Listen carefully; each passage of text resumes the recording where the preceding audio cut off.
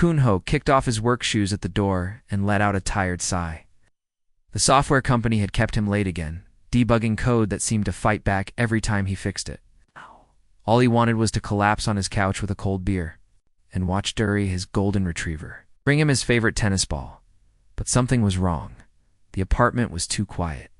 Usually, Dury would be bouncing off the walls by now, barking with joy and spinning in circles. Kyung-ho had rescued the dog 3 years ago from a shelter, and Dury had never missed greeting him at the door. Not once, Dury. Kyung-ho called. Out, dropping his laptop bag on the floor. Where are you, boy? He walked through the small apartment, checking the kitchen and bedroom. Nothing. The balcony door was still locked from the inside. Panic started to creep up his throat. Had someone broken in? Had Dury somehow escaped? Then he heard it. Soft voice speaking in what sounded like Korean, but with a musical quality he had never heard before. The voice was coming from his living room. Kung-ho crept toward the sound, his heart pounding. He peeked around the corner and froze. Sitting on his couch was the most beautiful girl he had ever seen. She looked about 20 years old, with pale skin that seemed to glow softly in the evening light. Her hair was silver white, falling in gentle waves to her shoulders. But her eyes were what made him stare. They were violet, like the color of dawn sky, and they seemed to hold depths that went on forever. And beside her, calm as could be, sat Dury. The dog's tail was wagging slowly, and he was looking at the girl with complete trust. His usual alert posture was relaxed, almost protective. When Dury noticed Kyung-ho standing there, he turned and gave a small bark, as if to say, "Look who I found." The girl looked up at Kyung-ho with those impossible violet eyes. When she spoke, her voice was gentle and musical, but her Korean was perfect. "You must be Kyung-ho," she said, standing up gracefully. "Dury has told me so much about you." Kyung-ho blinked hard, wondering if he was dreaming. "Dury told you about me?" The girl smiled, and it was like watching the sun come up. It's not in words, of course. But dogs have their own way of communicating, don't they? Kyung-ho stared at his dog, who was still sitting calmly beside this strange, beautiful girl.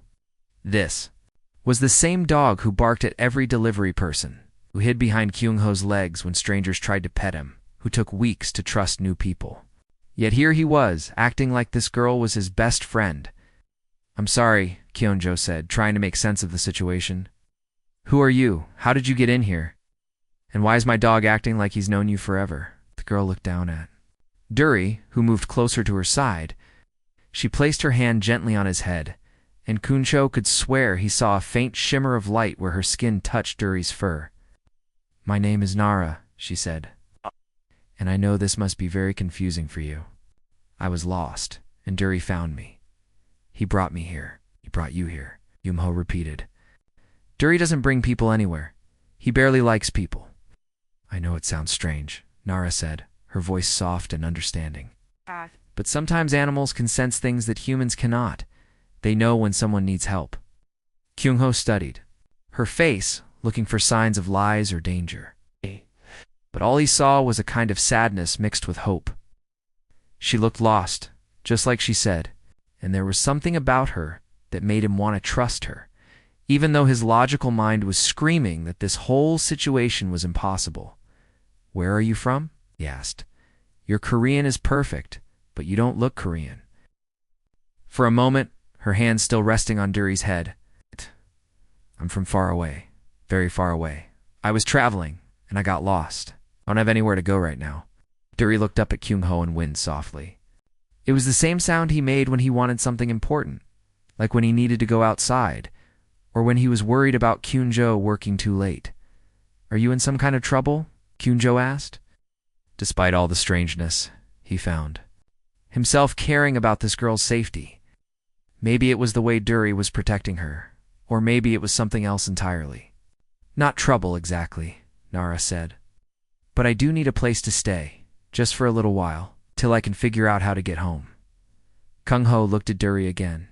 The dog was watching him with those intelligent brown eyes, and Kyung-ho could swear the dog was trying to tell him something.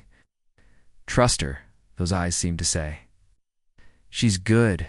In 3 years of living together, Dury had never been wrong about people. He had growled at Kung Ho's ex-girlfriend weeks before she cheated on him. He had loved Kung Ho's grandmother instantly, and she had turned out to be the kindest woman in the world. If Dury trusted this girl, maybe Kung Ho should too. "'Kay," Kung Ho said finally. "You can stay tonight, but I have a lot of questions." Nara's face lit up with relief and gratitude. "Thank you. I promise I won't cause any trouble," Good Kung Ho said. "Because my dog seems to like you more than he likes most humans, and that's never happened before. Ever." Dury's tail wagged harder. He looked back and forth between Kung Ho and Nara, as if he was proud of bringing them together. As Kung Ho went to the kitchen to make dinner, he couldn't shake the feeling that his quiet, ordinary life had just changed forever. And somehow, looking at the way Dury stayed close to Nara's side, he thought maybe that change might not be a bad thing. He just had no idea how right he was. The next morning, Kung Ho woke up to the smell of something wonderful coming from his kitchen. He stumbled out of bed, rubbing his eyes, and found Nara standing by the window with her hands touching his small herb garden. Oh. The plants looked different, somehow greener, more alive. "Good morning," Nara said with that same musical voice. "I hope you don't mind. I was just admiring your plants." Kung Ho stared at his herbs. Yesterday? The basil had been looking sad and yellow. Now, it was bright, green with new leaves sprouting everywhere. The mint plant had grown so much it was spilling over the sides of its pot. "Did you water them?" he asked. "Not exactly," Nara said, pulling her hands away quickly. I just ... I like plants." Dury trotted over to Nara and sat beside her, his tail wagging. He looked happier than Kung Ho had ever seen him. Usually Dury was excited but calm. Today he seemed to glow with contentment. "Are you hungry?" Kung Ho asked, opening his refrigerator. "I have eggs, rice, some leftover soup, ... Thank you, but I don't really eat regular food," Nara said. I don't need much food. I'm fine." Kung Ho watched her carefully. She didn't look thin or hungry, but something about the way she said it bothered him. Who didn't eat regular food? Was she sick? Did she have some kind of eating problem? He made breakfast for himself and put extra food in Dury's bowl. But as he ate, he noticed something strange. Every few minutes, Nara would make soft sounds to Dury. Not Korean words, but something that sounded like singing mixed with humming. And Dury would respond by tilting his head or wagging his tail like he understood every sound. "What language is that?" Kung Ho asked. Nara looked surprised, like she hadn't realized she was doing it. "Language? The way you talk to Dury? It sounds like music, oh?" Nara smiled and touched Dury's head gently. "It's just dog language, I suppose. All dogs understand it if you know how to speak it right." Kung Ho almost choked on his coffee. "Dog language? That's not a real thing, isn't it?" Nara asked. She made another soft, musical sound to Dury. The dog immediately went to his toy.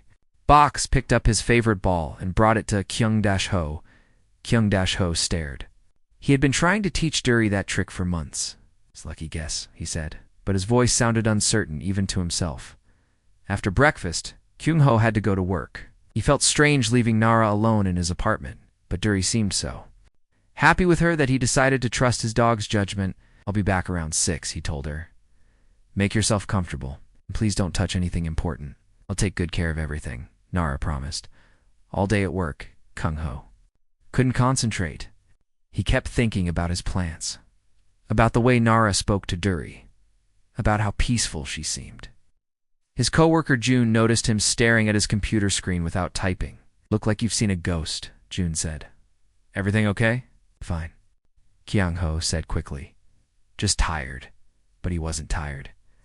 He was confused and curious, and a little bit excited. Something interesting was finally happening in his quiet life. When he got home that evening, he found Nara sitting on his balcony with Dury at her feet. She was humming that strange musical sound again, and all the plants on the balcony looked like they belonged in a magazine. His tomatoes had doubled in size, and flowers were blooming on plants that had never bloomed before. "How did you do that?" he asked, stepping outside. "Do what?" Nara looked genuinely confused.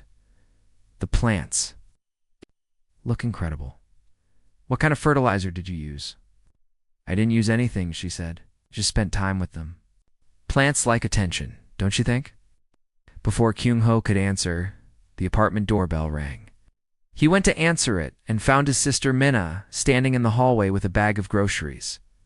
Surprise, Chu said, pushing past him into the apartment. I brought ingredients for dinner. I thought you might be getting tired of eating ramen every night. Mina stopped in the middle of the living room and stared at Nara, who had just come in from the balcony with Duri beside her. Who's this? Mina asked, her voice sharp with suspicion. This is Nara, Kyung-ho said. She's staying here for a few days. Mina's eyes narrowed. She had always been protective of Kyung-ho, especially after his last girlfriend had caused so much trouble. Where did you meet her? It's complicated, Kyung-ho said. Min-Ah walked toward Nara with the confident stride she used when she was investigating something. But before she could get close, Duri moved between them. The dog didn't growl or bark, but he planted himself firmly in front of Nara, watching Mina carefully. Duri, what are you doing? Na asked, surprised. It's me. Duri knew Mina well, and had always liked her. But now, he wouldn't move away from Nara's side. His message was clear. You're not getting any closer to her. I'm sorry, Nara said softly. He's just being protective. He'll calm down in a minute. Protective of you? Mina asked. He barely knows you. Animals sometimes form quick bonds, Nara explained, placing her hand on Duri's back. Especially when they sense someone needs protection. Mina looked at Kyung-ho with raised eyebrows. Can we talk in the kitchen? In the kitchen, Mina whispered urgently to her brother. Where did she really come from? And why is Duri acting? Like her personal bodyguard? You know how careful he usually is with strangers? I know it's strange, Kyung-ho whispered back. But look at him. Have you ever seen him so happy? They both peeked into the living room. Nara was sitting on the floor, making those soft musical sounds to Duri. The dog was lying down with his head in her lap, completely relaxed. There was something almost magical about the scene. There's something different about her, Mina said quietly. Something I can't put my finger on. Different how? I don't know. She doesn't feel like other people. That evening, as they ate dinner together, Kyung-ho watched Nara carefully. She took small bites of food, but seemed more interested in watching him and Mina eat. When thunder started rumbling outside, Duri began to pace nervously. He'd always been afraid of storms. But then Nara placed her hand on Duri's side, and something amazing happened. A soft, gentle light seemed to come from her palm, too faint to see clearly, but definitely there. Duri immediately calmed down and lay beside her, no longer afraid of the thunder. Min-Ah saw it too. She gripped Kyung-ho's arm under the table and stared at Nara with wide eyes. Kyung-ho realized that his quiet life wasn't just changing. It was about to become something completely impossible. After Mina left that night, Kyung-ho couldn't sleep.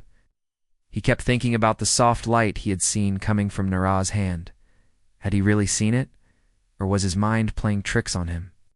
He got up and walked to the living room, where he found Nara sitting by the window, looking up at the stars. Can't sleep either, she asked, without turning around.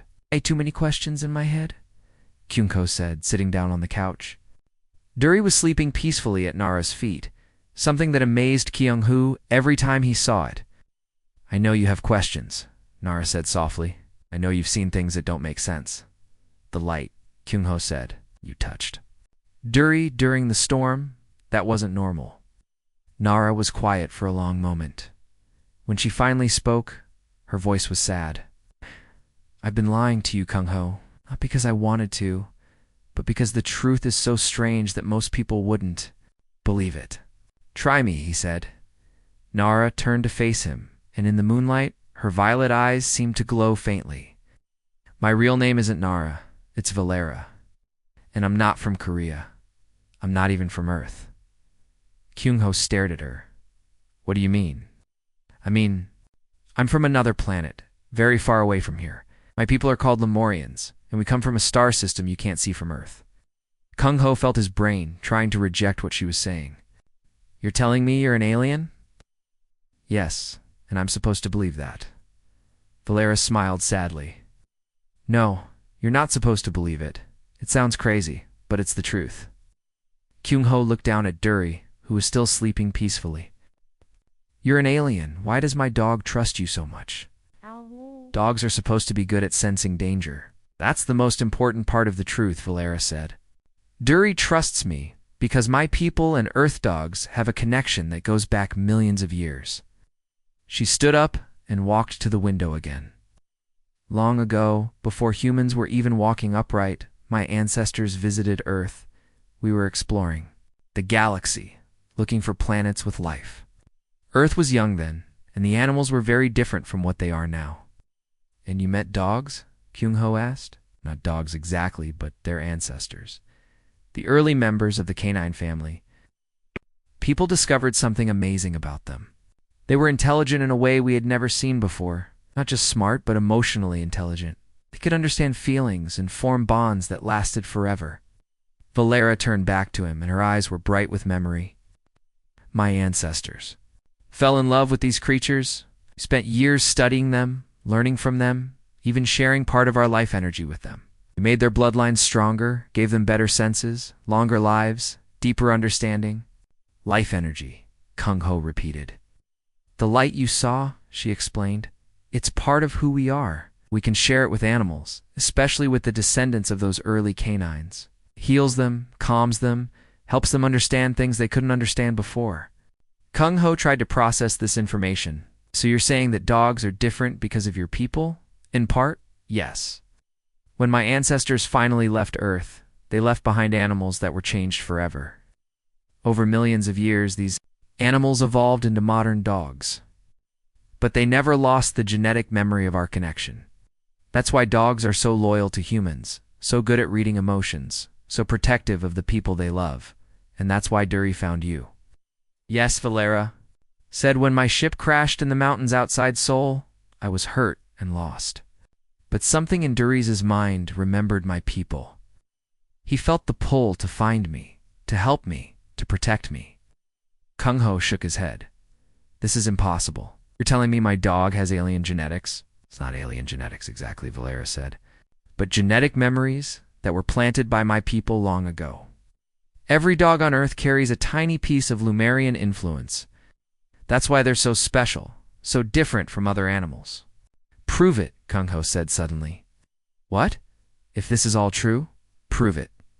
Show me something that can't be explained any other way. Valera looked uncertain. Are you sure? Once you see the truth, you can't unsee it, I'm sure. Valera knelt down beside Duri and placed her hand gently on his head. She closed her eyes and began to make that musical humming sound she'd been making for days. But this time it was louder, clearer, more complex. Duri opened his eyes immediately, but he didn't look confused or sleepy. He looked alert and intelligent in a way Kyung-ho had never seen before. The dog sat up and looked directly at Kyung-ho, and for a moment it was like looking into the eyes of a person, not an animal. Then Valera began to glow. It started as a faint shimmer around her skin, like heat waves rising from summer pavement. But it grew brighter and brighter until she was surrounded by soft, beautiful light that filled the entire room. The light wasn't harsh or blinding. It was warm and comforting, like being wrapped in sunshine. Duri was glowing too, but more faintly. The light seemed to flow from Valera into him and from him back to her. They were connected by streams of gentle radiance that pulsed like a heartbeat. We're sharing memories, Valera said, her voice somehow clearer and more musical while she glowed. I'm showing him what it was like when my ancestors first met his ancestors. He's showing me what it's like to love a human the way he loves you. Kyung-ho watched in amazement as images seemed to flicker in the light around them. He saw vast forests filled with creatures that looked like wolves, but moved with intelligence and purpose. He saw tall, graceful beings with violet eyes and silver hair walking among these animals, touching them, healing them, learning from them, and then he saw something that made his heart skip. He saw Duri as a puppy, scared and alone in the animal shelter until the day Kyung-ho walked in. He felt the overwhelming joy and love that had filled Duri's heart that day, the absolute determination to protect and care for his new human. Forever, do you understand now? Valera asked as the light slowly faded. This is why Dory found me. This is why he trusts me, and this is why I can't leave him. The bond between my people and his people is too strong to break. Kyung-ho sat in stunned silence for several minutes. Finally, he looked at Dory, who was back to looking like a normal dog. But somehow, Kyung-ho knew he would never see him as just a normal dog again. So what happens now? He asked. Now Valera said I have to figure out how to get home. I have to decide whether I want to. The next morning, Kyung-ho called in sick to work. Couldn't focus on computer code when his entire understanding of the world had changed overnight. He sat at his kitchen table, drinking coffee and watching Valera interact with Dory in ways that now made perfect sense. Can you really talk to him? Kyung-ho asked. Not exactly talk, Valera said, scratching behind Dory's ears. I hear. It's more like sharing feelings and images. When I touch him, I can feel what he's feeling. I can show him pictures in his mind. Show me, Kyung-ho said. Valera placed both hands on Dory's head and closed her eyes. After a moment, Dory got up and walked to the kitchen cabinet, where Kyung-ho kept the dog treats. He sat down and looked back at them expectantly. You told him where the treats were, Kyung-ho said, amazed. I showed him a picture of the treats and where you keep them, Valera corrected. His mind did the rest. Kunjo gave Dory a treat and sat back down. What else can you do? Many things, Valera said. But the most important thing is healing. Dogs on Earth get sick and hurt just like any other animal. But when they're with one of my people, we can help them feel better. To demonstrate, she asked Kyung-ho if Dory had any small injuries. Oh. Kyung-ho remembered that Dory had been limping slightly on his back leg for the past week. Nothing serious. But enough to notice. His left back leg, Kyung-ho said. He's been favoring it a little. Valera knelt beside Dory and placed her hand on his leg. A soft glow appeared again, flowing from her palm into Dory's muscles. The dog relaxed completely, his eyes half closed with pleasure. After a few minutes, Valera removed her hand. Try. Walking him around, she suggested, Kung-ho called Dory over. The dog trotted across the room without any sign of limping. He moved easily and freely, like a much younger dog. That's incredible, Kyung-ho breathed. You actually healed him. The connection goes both ways, Valera explained. I can help Dory, but he helps me too. Being around him makes me stronger, calmer, happier. That's why my ancestors loved the early canines so much. They taught us about unconditional love. Unconditional. Love. Love without conditions, Valera said. Love that doesn't depend on what someone can do for you, or how they look, or whether they make mistakes.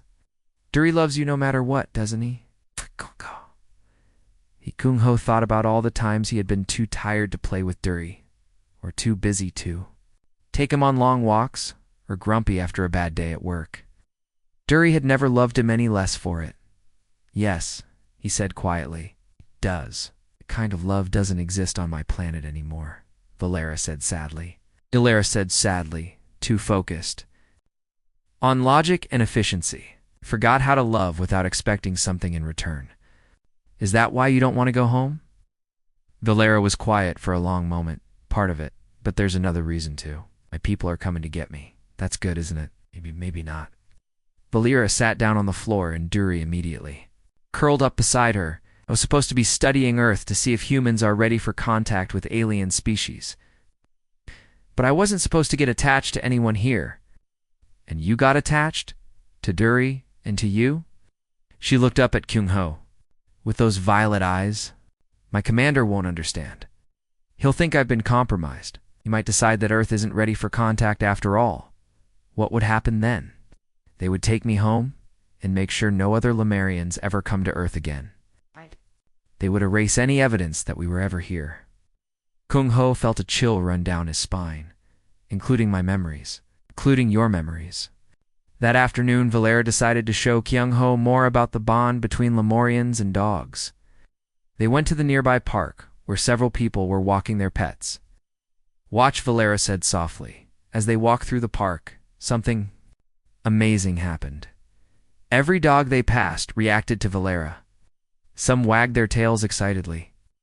Others whined softly and tried to get closer to her. Few even pulled their owners toward her as if drawn by an invisible force. They all feel it, Valera explained. The genetic memory is stronger in some dogs than others, but they all have it. They stopped near a bench where an elderly woman was sitting with a small, sad-looking dog. The dog was thin and moved slowly, and its eyes were cloudy with age. That dog is very sick, Valera said quietly. Would you like me to help her? The woman noticed them looking and smiled. This is Suni, she said, patting the dog gently. She's 15 years old and not doing very well. The vet says there's nothing more we can do for her. Her Valera asked politely. Of course, she loves meeting new people. Valera knelt down and placed her hand on Sunia's head. The old dog looked up at her with sudden interest, as if she recognized something familiar. Valera began to hum that musical sound very softly, so only the dog could hear it. The change was immediate and dramatic. Sunia's eyes became clearer and brighter. Her breathing, which had been shallow and labored, became deeper and easier. She even managed to wag her tail a little.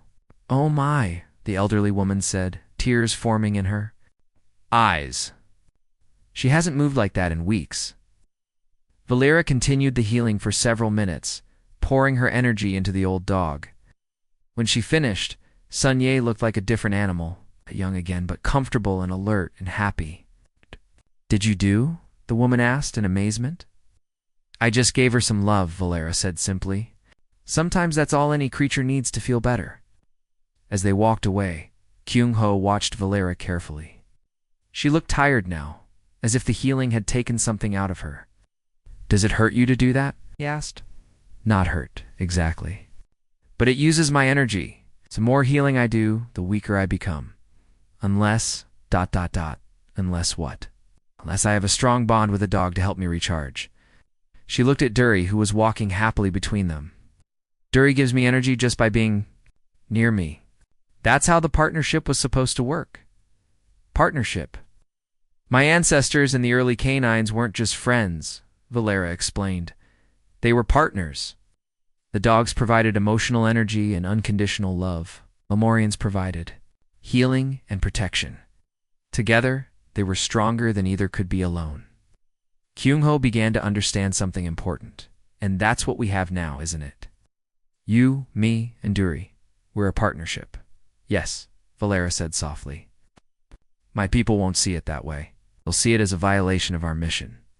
That evening, as they sat together in Kyung-ho's apartment, Duri sleeping peacefully between them, Valera taught Kyung-ho more about the connection. Try touching him while I do, she said. King Dash-ho placed his hand on Duri's back while Valera touched the dog's head. Immediately, he felt something he had never experienced before. It was like being connected to both Duri and Valera. Through invisible threads of emotion and energy, he could feel Duri's contentment, his love for both of them, his simple joy at being with his family. And through Duri, he could sense Valera's deep sadness about leaving, her fear of what her people would do, and her growing love for the life she had found on Earth. This is why you don't want to go home, Kyung-ho said, understanding flooding through him. This is what you've been missing on your planet. Yes, Valera whispered. And now that I've found it, I don't know how to give it up. But even as they shared this moment of perfect connection, Kyung-ho noticed something troubling above. The city, a strange light was moving across the night sky. Too bright and too fast to be an airplane. Valera saw it too, and her face went pale. They're here, she said. The strange light in the sky grew bigger and brighter until it was impossible to ignore. Other people in the city had noticed it too. Kyung-ho could hear car horns honking and people shouting in the streets below his apartment. How long do we have? Kyung-ho asked. Not long, Valera said, her voice tight with worry. Maybe an hour before they locate me exactly. Duri seemed to sense the tension. He pressed closer to Valera, whining softly. She placed her hand on his head, and the familiar glow appeared, but weaker than before. I have to go with them, Valera said. If I don't, they'll think Earth is dangerous. They might decide to do something terrible to protect themselves. Like what? They could make every human on Earth forget that dogs exist, she said quietly. They could break the bond between humans and dogs forever, just to make sure no one ever discovers the connection to our people. Kyung-ho felt sick at the thought. A world without dogs? Without the love and loyalty that had made his life so much better? They can do that? They have the technology. They think it would be kinder than letting humans suffer when the dogs eventually die out from losing their Lumerian connection. Die out. Without occasional contact with my people, the genetic memory in dogs will fade over generations. They'll become more like regular animals. Less loyal, less intelligent, less loving. Kyung-ho looked at Duri, trying to imagine him as just an ordinary animal instead of the amazing companion he had become. The thought was heartbreaking. A loud humming sound filled the air outside. Through the window, they could see a sleek silver ship descending toward the park where they had walked earlier that day. It was beautiful but alien, with smooth curves and no visible engines. "They're landing," Valera said. "I have to go." "Wait," Kyung-ho said desperately. "There has to be another way." "There isn't. My people have rules. I broke them by forming attachments here. Now I have to face the consequences." But as Valera started toward the door, Duri moved to block her path. He sat down firmly in front of her and refused to move, looking up at her with determined eyes. "Doesn't want you to go," Kyung-ho said. "I know, but I have to." Duri barked once, sharply. Then he did something that amazed both Kyung-ho and Valera. He ran to the window and began barking at the ship in the park, not the scared barking of a frightened animal, but the confident barking of a dog protecting his family. "He's calling to them," Valera said in wonder. "He's telling them that this is his territory, his pack." More dogs in the neighborhood began barking too. Soon the entire area was filled with the sound of dozens of dogs all barking at the alien ship. It was like they were all saying the same thing. "You can't take her. She belongs here now." "They're all responding to Duri," Valera said. "He's communicating with them the way my ancestors taught their ancestors to communicate." 3 tall figures appeared near the ship. Even from a distance, Kyung-ho could see they looked like Valera, with the same pale skin and silver hair. But they moved differently, more stiffly, without her warmth. "My commander is Thainok," Valera said. "He's not cruel, but he believes that emotions make us weak. You won't understand what I've learned here, then we have to make him understand." Kyung-ho said. "How?" Kyung-ho thought quickly. "You said your people used to have partnerships with dogs? What if we could show them that the partnership still works? What if we could prove that the bond between your people and dogs is too important to break? It wouldn't matter, they think. We've evolved beyond needing that kind of connection. But you haven't, have you? You said being with Duri makes you stronger. You said you were missing something on your planet?" Valera was quiet for a moment.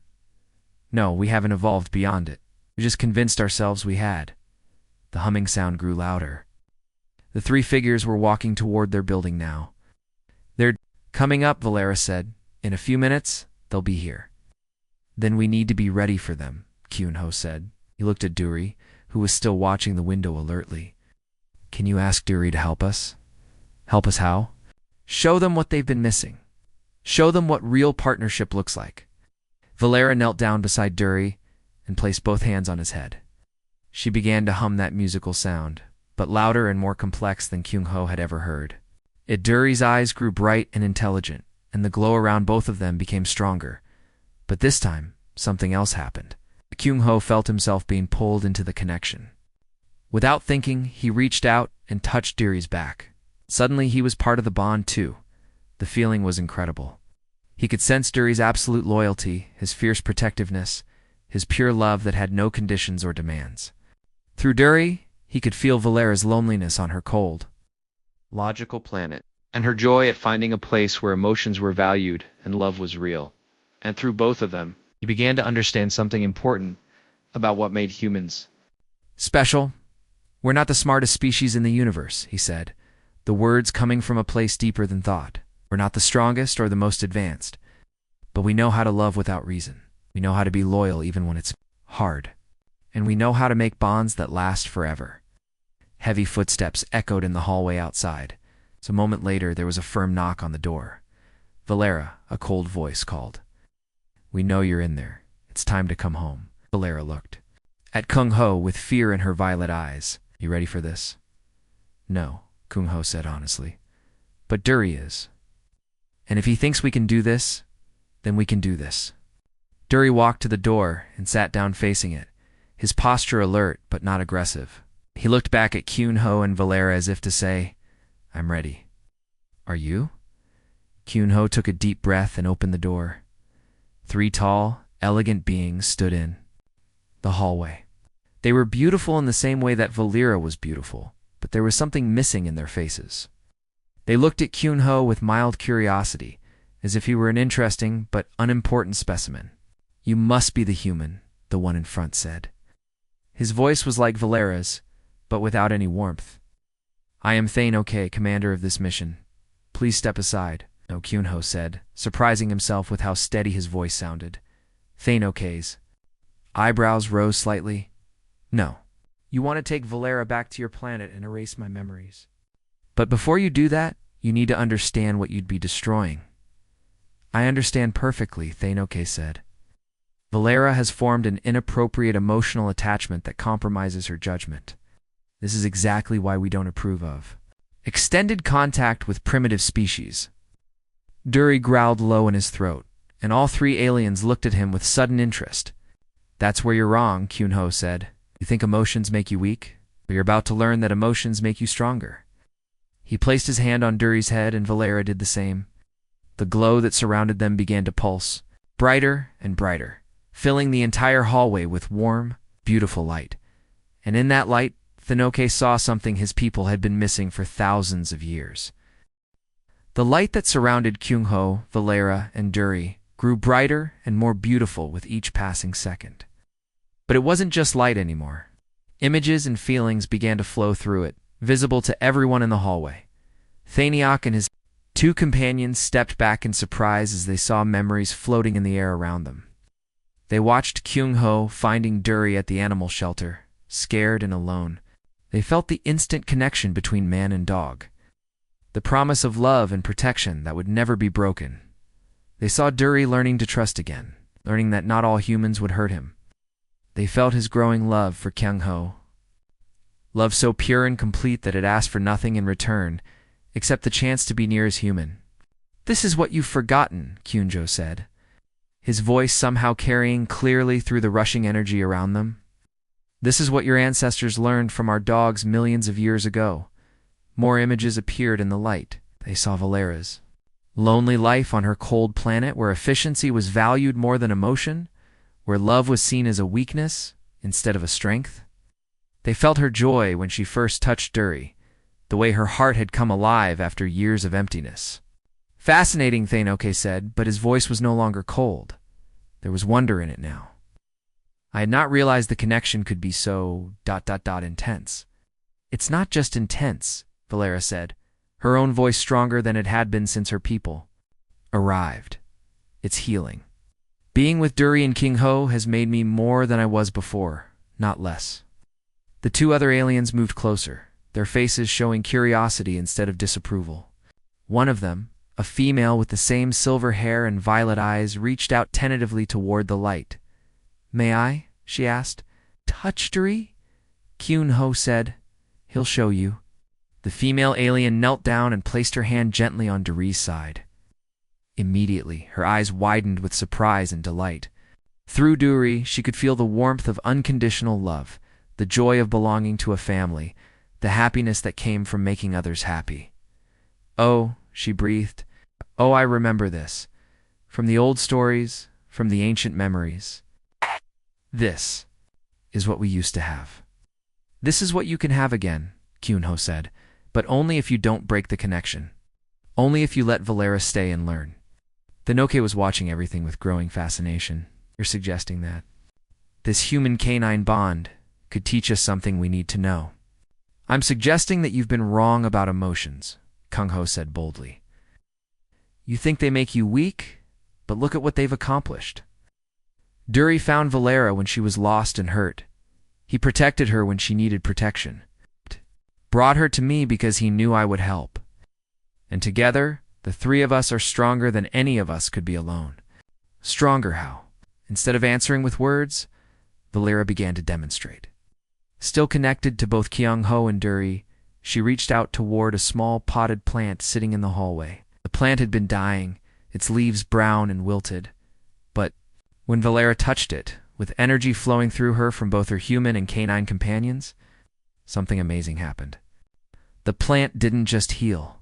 It bloomed into something more beautiful than it had ever been before, flowers bursting from its stem in colors that seemed to glow with their own inner light. The healing power is stronger when we work together, Valera explained. Duri gives me emotional energy. Kung Ho gives me something else. Hope, determination, the will to make things better. Together we can do things that none of us could do alone. Thanoke stared at the transformed plant. This is beyond anything our current healers can accomplish. Your healers work alone, Kung Ho said. They don't have partners. They don't have the kind of love that makes you want to give everything you have to help someone else. The third alien, who had been silent until now, finally spoke. Commander, if what they're showing us is true, then we've been making a terrible mistake. We've been becoming weaker, not stronger, by rejecting emotional bonds. Thanoka was quiet. For a long moment, studying the three beings connected by streams of living light. Finally, he stepped forward and very carefully placed his hand on Duri's head. The effect was immediate and overwhelming. Thanoke gasped as he felt what the others had felt, the pure, uncomplicated love that asked for nothing and gave everything. For the first time in centuries, he remembered what it felt like to care about someone more than himself. This is what our ancestors died for, he said quietly. This is what they were trying to bring back to our world. And they failed because they tried to take it back by force, Valera said. Love can't be taken. It can only be given freely. Inoke nodded slowly. Valera, you will not be returning with us today. What? One of his companions asked in surprise. She has work to do here, Thanoke said. Important work. She must learn everything she can about these bonds, about this partnership between humans and canines. And when she has learned enough, she will teach us. How long will that take? Valera asked. As long as it takes, Thanoke said simply. Years, perhaps. Maybe decades. But this knowledge is too important to rush.